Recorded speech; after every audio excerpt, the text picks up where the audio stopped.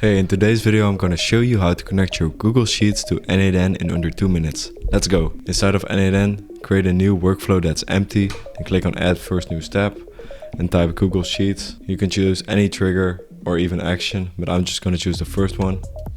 Then once you have this, create a new credential. I already had one, but I'll remove that one later. So the way to go about this is to connect using OAuth and then click on OAuth copy. Then go to this website, cloud.console.google.com, and make sure you have a project already. If you don't have one, click on new project.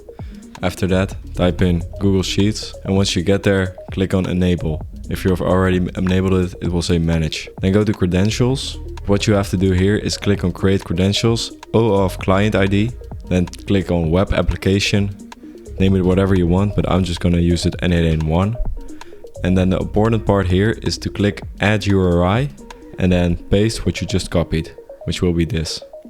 Now, then click on create. Now it might take about 5 minutes for this to register, but you can already click on client ID copy, which we'll have to paste in here. And also for the client secret, you will have to copy that there. I will remove this afterwards, so there's no need to try and log in with my account. But after you have set this up, there is one important part, and you have to click on OAuth consent screen.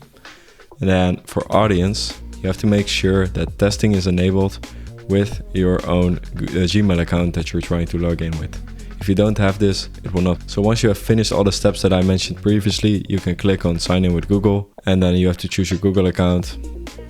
Click on continue, even though it hasn't been verified, select all, and then you will have connected your Google Sheets to n8n. Alright, it's finished for me now. I hope you enjoyed this video, and if you did, please consider liking and subscribing. See you in the next video. Bye!